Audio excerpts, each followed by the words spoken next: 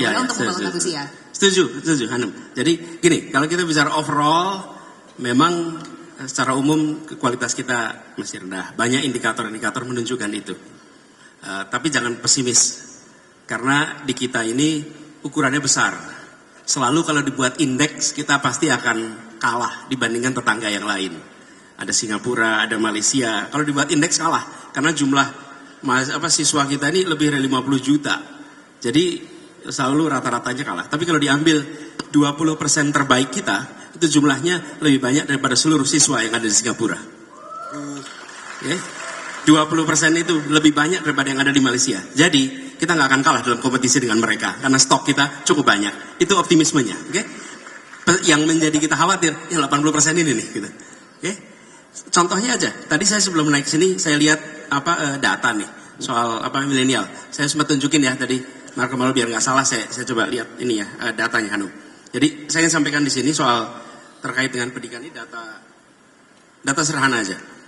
Milenials kita ini 86 juta, 40% lulusan SMA dan 40% lulusan SD SMP. Yang sarjana 14%. Tapi 14% dari 86 gitu, itu lebih banyak daripada yang ada di Singapura, lebih banyak daripada yang di Malaysia. Ini potret. Nah, sekarang bagaimana ke depannya? Saya rasa nomor satu, biaya pendidikan itu mahal. Education is expensive, but stupidity is more expensive. Education is expensive, but ignorance is more expensive. Jadi pendidikan mahal, tapi kebodohan itu lebih mahal lagi.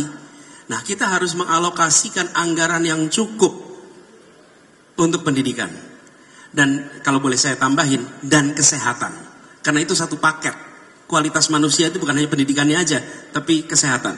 Jadi kesehatan dan pendidikan, alokasi yang diberikan ke sana jangan dipandang sebagai biaya, tapi dipandang sebagai investasi.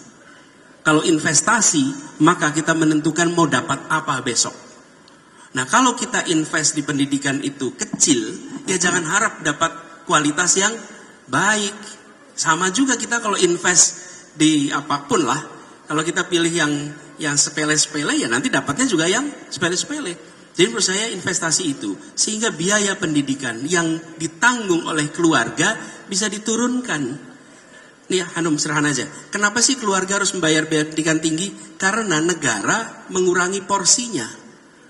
Saya nih, ketika zaman kuliah dulu, saya bayar Rp97.000 SPP-nya per semester. Ongkosnya berapa? Per semester Rp1 juta. Yang Rp900.000 dibayar oleh negara. Ketika negara mengurangi beban itu, misalnya nih, negara hanya bayar Rp300.000, maka yang Rp700.000 harus tanggung oleh orang tua saya. Okay? Nah ini yang menurut saya harus dikembalikan lagi, bahwa negara yang harus memberikan alokasi yang cukup untuk biaya pendidikan sebagai investasi agar rumah tangga tidak harus mengeluarkan biaya yang mahal untuk pendidikan. Itu perspektifnya. Nah itu satu tentang biayanya. Apa? Dari mulai PAUD, ini pendidikan paling penting, usia dini sampai pendidikan tinggi. Kemudian yang kedua soal materinya. Saya setuju sekali Hanum. Soal pendidikan itu jangan sekedar menyiapkan tenaga. Memang pendidikan tujuannya bukan menjadikan orang siap kerja.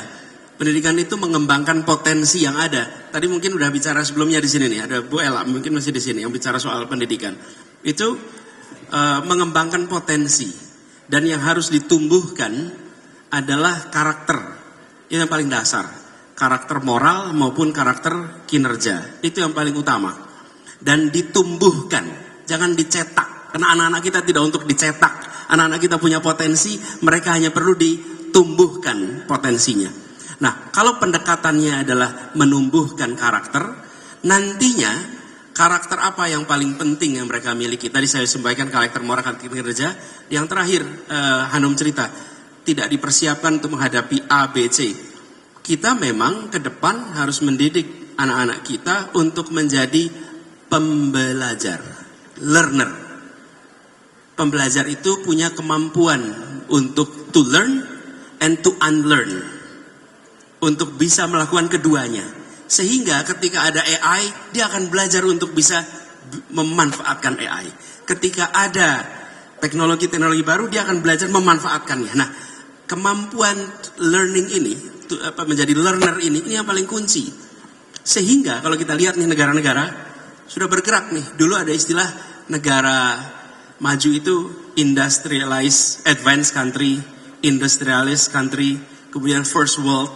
Sekarang banyak negara menyebut dirinya kalau disebut maju apa?